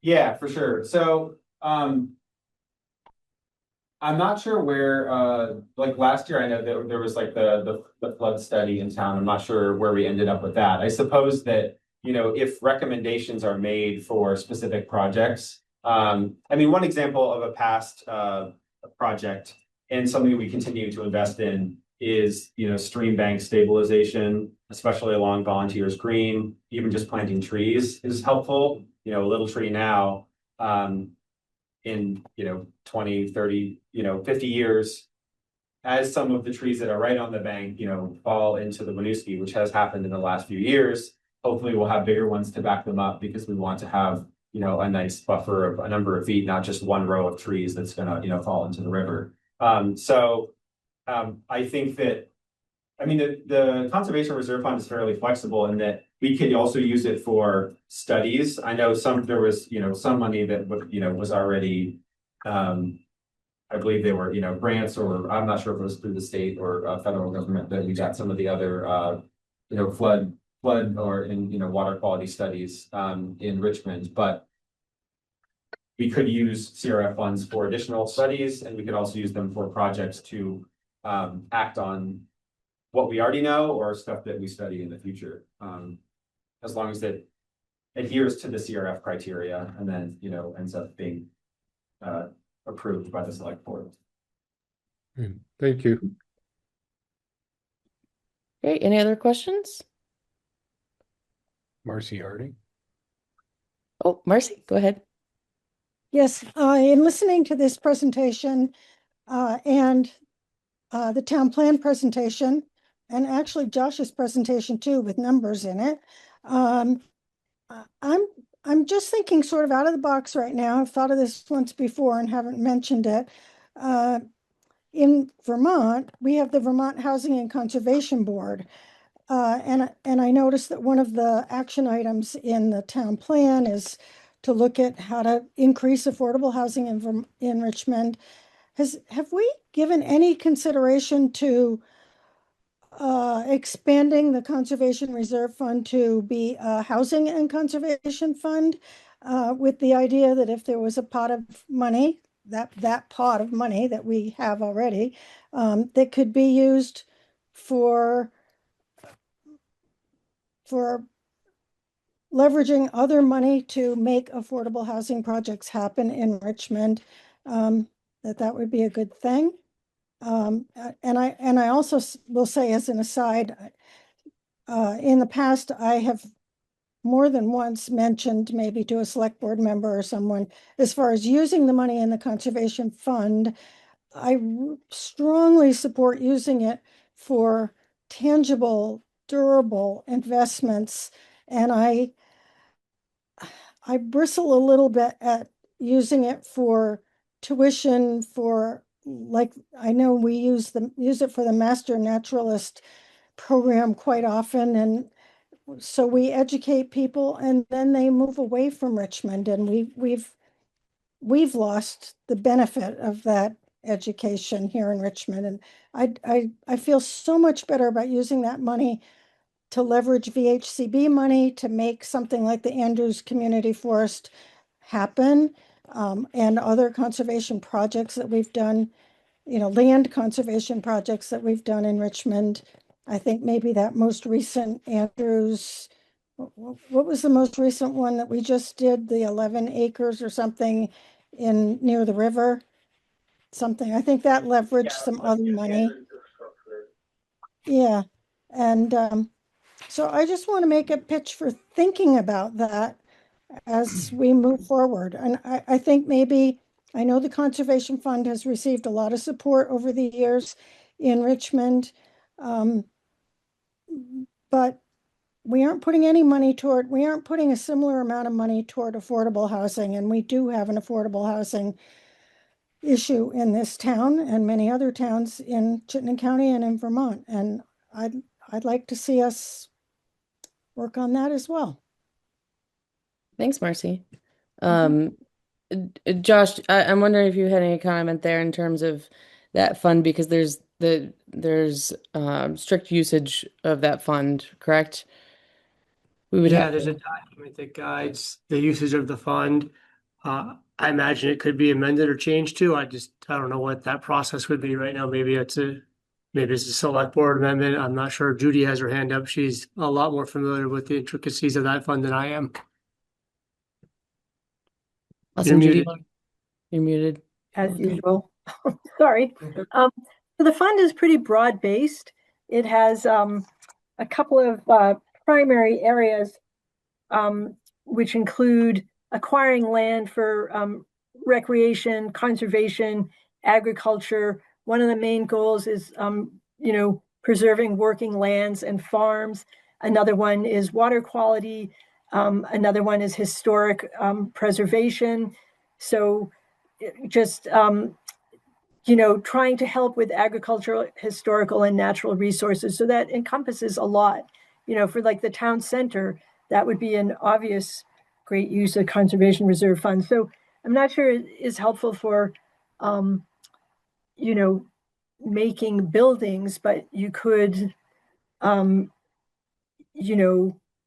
help support farmland or other, there's many creative ways to use it. I don't want to go into commit the fund to specifics, but I urge people to go read at least section 2, which describes some of the things, the very flexible things you can do with the Conservation Reserve Fund. And you can find that information in the ordinances and policies section of the town website. Thank you. Great, thank you. And thanks for sharing, Marcy. I think that was a great comment. Any other questions or comments on this one? I could respond briefly to the sort of investing in non-tangible things with the CRF. At least with the Vermont Master Naturalist Program, as part of the program, usually there's a project while they're enrolled in the program. So the town does receive a tangible benefit during that actual program. And then some people have gone on to become commissioners on the Conservation Commission, even if they do eventually move out of the town. So I feel like, especially for that program, it's like maybe a few $1,000s that we invest, but then we end up getting, a lot of sort of like free community involvement labor. And then also those individuals end up tending to be more involved with their neighbors in the community and just helping, generate more interest in conservation efforts in the town. So I feel like it's still a worthy investment, even if it's not something tangible like a land purchase or something like that. Great, thanks, Sam. Okay, Can't see it. Craig's got his hand up. go ahead. Sorry. Well, I appreciate Marcy's point that there ought to be a mechanism in place. I don't think this is necessarily the horse to attach that cart to. But having done, a great deal of housing, including a lot of housing that was geared towards affordability in my career, it is helpful for communities to have an entity that can act as a sort of receiver of federal grants and aid, specifically geared towards affordable housing. Generally speaking, when Housing Vermont gets involved in the project, there's a local land trust of some sort who acts as the local partner / landowner.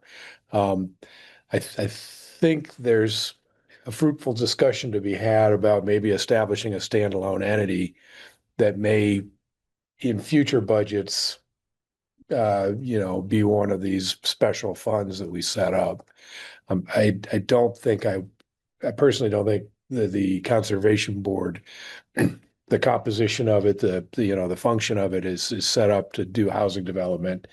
It's a whole different kind of thing. And while I do think we need to have a proactive way of making it try to happen.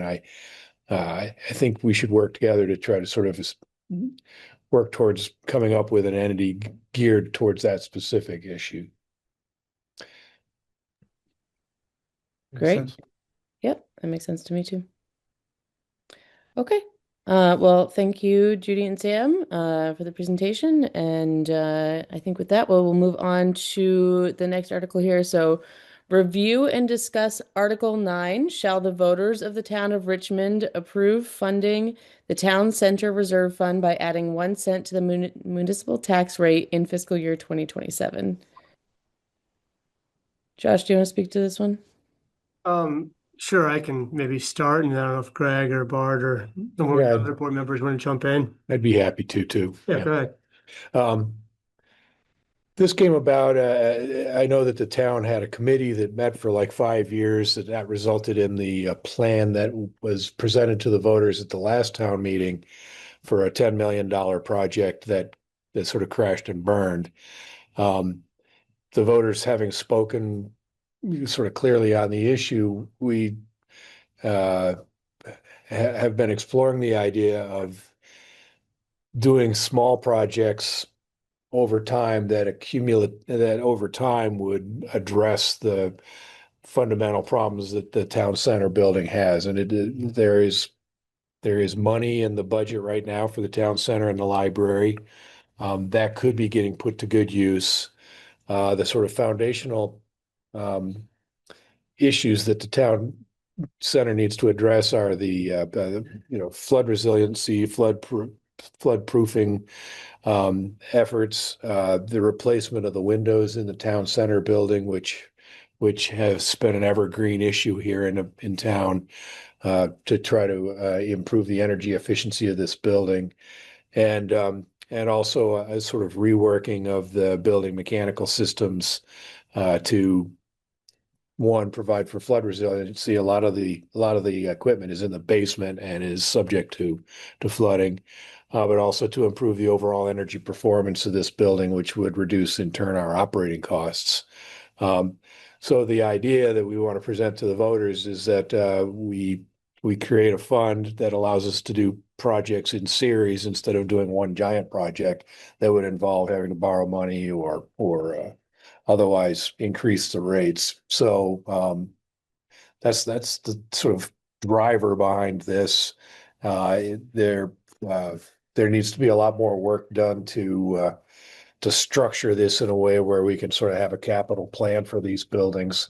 But in the meantime, setting up a mechanism to sort of fund this slowly over time is the goal. And hopefully the voters will support that goal, because the building does need attention.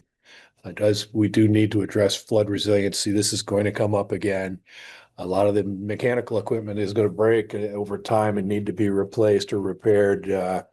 Better that we should have a thoughtful plan on how to go about this and start chipping away at some of the needs, so that, we're not having this conversation every 10 years. As far, Greg, it might make sense also to view it in the context of the 2 contracts we currently have for the actual sort of maintenance day to day and the project management, to exactly help us come up with a plan into the future about what should the near-term priorities be, what are the medium or long-term priorities, and sort of stage it. I think that was sort of the approach that we came up with, to stagger projects versus tackle them all at once, as you described the failure of that earlier bond vote. Thank you. Great. Thank you both. Any questions or comments?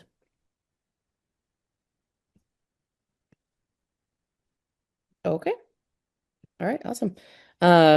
Let's move on then. In our next article is review and discuss Articles 10 through 18, charitable appropriations voted by Australian ballot. And this one, Josh, I know you have a whole list of.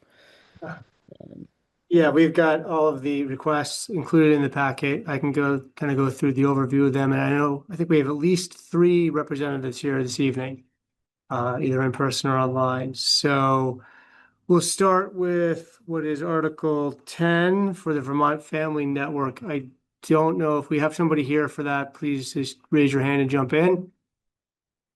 I don't think we do. So the mission of the Vermont Family Network, as stated in their application, is to empower and support all Vermont children, youth, and families, especially those with disabilities or special health needs. We do this by giving a strong start, lifting family voices, and advancing inclusive communities. So they are requesting $500, which is a fairly small amount of their overall $1.6 million budget. And they do service 13 families and individuals or Richmond residents that they service with 97 assistance transactions.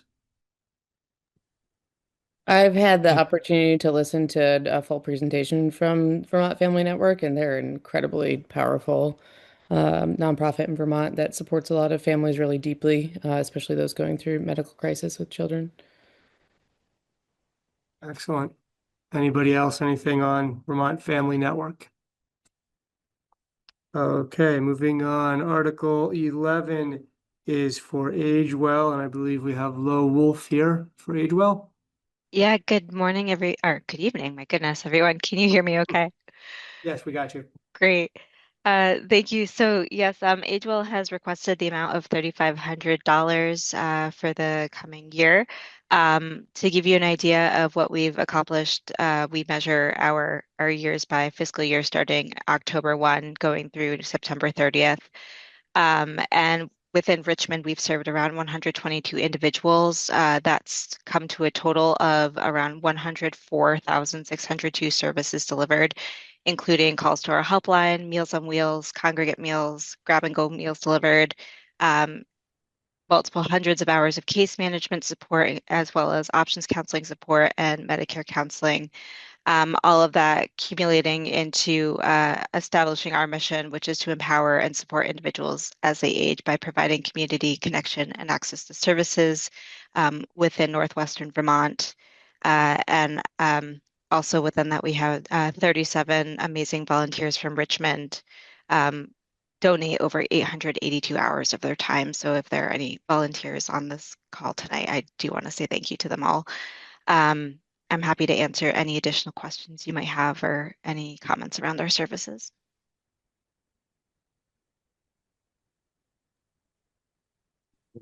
Great. Okay. Right. Thanks, Lo. Thank you. Thank you for being here. Next, we have Article 12, which is Vermont Center for Independent Living. Okay, I don't think we have anybody for them. So in the packet, they mentioned that for over 46 years, the Vermont Center for Independent Living has been teaching people with disabilities and the deaf how to gain more control over their lives and how to access tools and services to live more independently.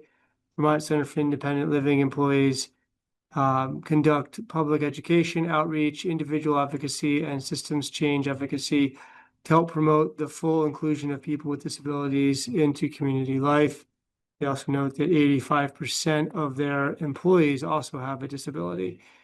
To look at some of their Richmond specific stats, we'll scroll back up to the top of their request. Total number of individuals who were assisted in Richmond in the last year are 4. They are requesting $375 of their total $3.2 million budget. Anybody with anything else on Vermont Center for Independent Living? Okay. Moving on to Article 13, which is Committee on Temporary Shelter, otherwise known as COTS. So I don't know if we have anybody representing them. So COTS provides emergency shelter services and housing for people who are homeless or marginally housed in Vermont. COTS advances long-term solutions to end homelessness. We believe in the value and dignity of every human life, that housing is a fundamental human right, and that emergency shelter is not the solution to homelessness. They have serviced a total of 7 people in Richmond. They're asking for $1,000 of their total $5 million budget.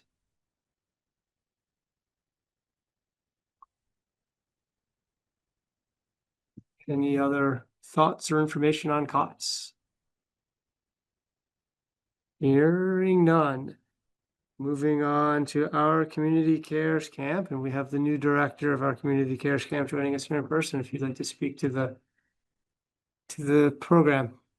Hi. Many of us know that local nonprofits often do keep money circulating within our community by hiring local staff, purchasing from local vendors, and reducing the strain on public services like emergency rooms and shelter and social services. This overall does actually improve on saving the town money in long-term systemic structures. Speaking of the benefit of having a nonprofit like OCCC, we make a positive impact and long-term resilience for our community. Communities with active nonprofits bounce back faster from crises, natural disasters, economic downturns, public health emergencies, because of the infrastructure that we build for mutual aid that's already existed. And so by investing in our campers and in our staff and in the work that we do for its 17th year, we end up paying dividends for everybody. A healthier and more supported population creates a stronger and more vibrant town overall and district. You can access our annual report in our landing page on our website, ourcommunitycarescamp.org. Last year, we served over 2,000 meals. We're able to staff 31 local junior counselors and staff members. And this year, we are looking at a positive net income in our projected budget. If you have any questions and would like to learn more about what we're up to in our 17th year, I'll be happy to host you in our office here on the town plan. I would like to comment that of all the charitable items under consideration on the town meeting ballot, this one has the greatest percentage of local content, local utilization. This is kind of a homegrown program for Richmond and one that I fully support.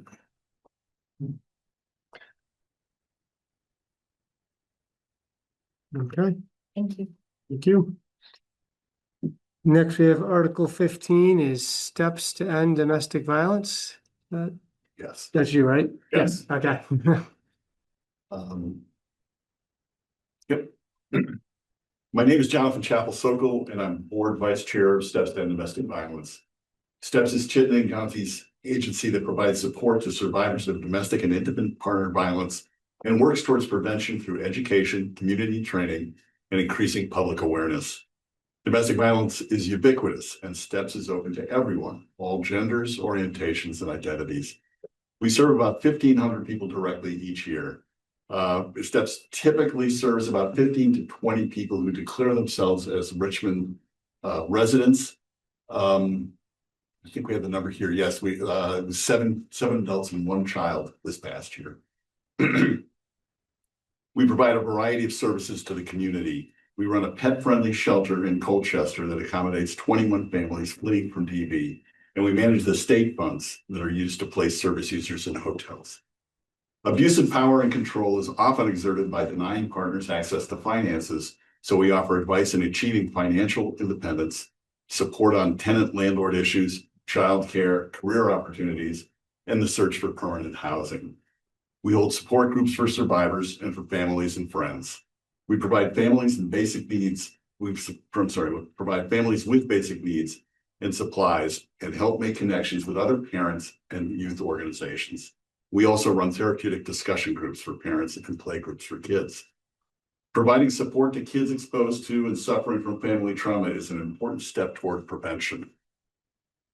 Our legal advocates help survivors navigate the justice system, including relief from abuse orders, divorce, custody, child support, and even criminal cases. We strive for prevention through education. We give trainings and workshops to community groups, organizations, and businesses, and offer programs at schools across the county. And of course, we have a robust hotline and chat line for emergency situations and provide a place for folks to just talk. We ask every Chittenden community, municipality to make an annual contribution to STEPS. Richmond has consistently been very generous and has regularly given us $1,500 a year. And that's what we ask for again for this coming fiscal year. We thank you very much for your understanding of the needs of the community and for your commitment to our work.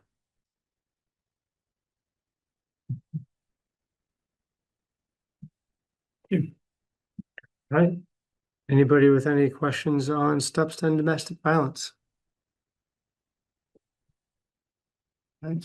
Thank you. Next, we have Article 16, which is Turning Point Center of Chittenden County. Anybody here representing them? Okay, so the mission statement as stated in the request is an inclusive, compassionate community supporting those on multiple paths to recovery through peer-driven services in a safe, substance-free environment. They have serviced 4 individuals from Richmond in the past year. They're requesting $5,000 for a total program budget of $1.3 million. Anybody care to speak any more on Turning Point Center of Chittenden County? Okay, moving on to Article 17, we have HopeWorks. Anybody joining us from HopeWorks this evening? Okay, so the mission statement as stated in the packet is HopeWorks is dedicated to ending all forms of sexual violence. We are committed to serving the Chittenden community through the continued provision of our services and to being a leading voice in the state of Vermont for meaningful change in law and society. We provide crisis counseling and advocacy for those whose lives have been affected by sexual violence. Our education outreach strives to change attitudes and beliefs that perpetuate and condone the cycle of violence. We continually seek to expand our efforts to meet the needs of an increasingly diverse community and welcome all to our agency. Support for our mission is actively sought through fundraising, development, and the dedicated efforts of our volunteers. Total number of individuals, let's see, no, where's the Richmond number? So the total number of individuals served was 452. They do not have numbers for the number of Richmond individuals. They're requesting $1,885 to help go towards their total program budget of $690,000.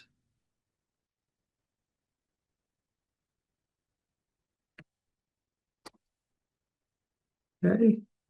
And our final one is Article 18 for the Howard Center. Do want to make a distinction that Town of Richmond contracts with Howard Center for their community outreach program, which is direct outreach to folks suffering from mental health issues in Richmond.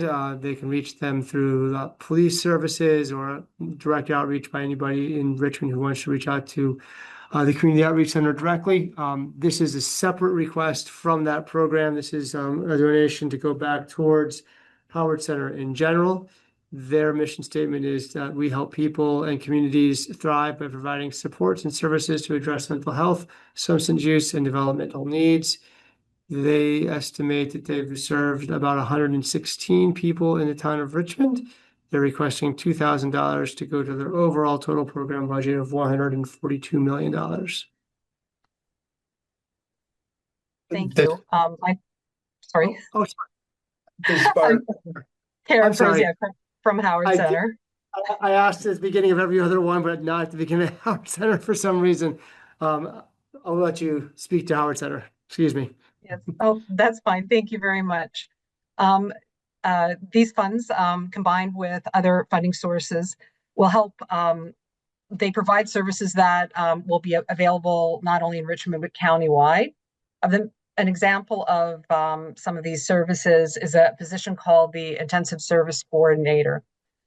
This position has guided families facing some of the hardest moments of their lives, whether supporting a child after multiple psychiatric hospitalizations, coordinating return home from out-of-state residential placement, or helping parents access community-based wraparound care.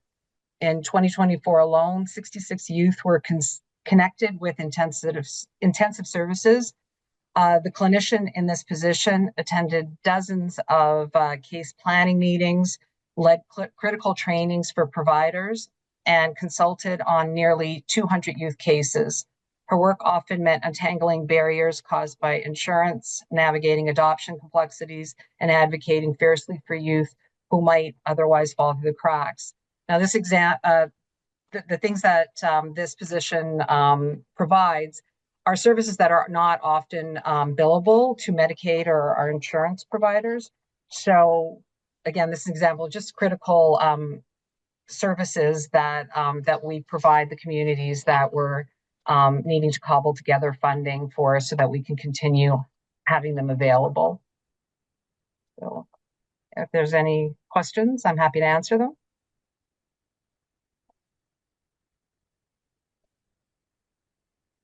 9 o'clock, so I think everybody's. Thank you for allowing me to speak. Yeah, thank you for being here. And that is the end of our charitable appropriation articles. Caitlin, back to you. Right, and thank you for everyone who was able to be here tonight to speak to each of those. I appreciated the additional commentary tonight. All right, and of course, I've just exited out of my agenda by accident as I'm going here. I have this open though. Okay, so. Oh, this is the last one. Josh, what's next on the agenda while I get it pulled back up? Sorry. We are at the very end. We are to adjourn. Wonderful. No, your memo says 9:10 adjourn. It's only 9 o'clock. We could Oh, wait. goodness. We could wait. Well, it might take me that long to get back to the Stay agenda. here, I'll go warm. Okay, I got it back up. Here we go.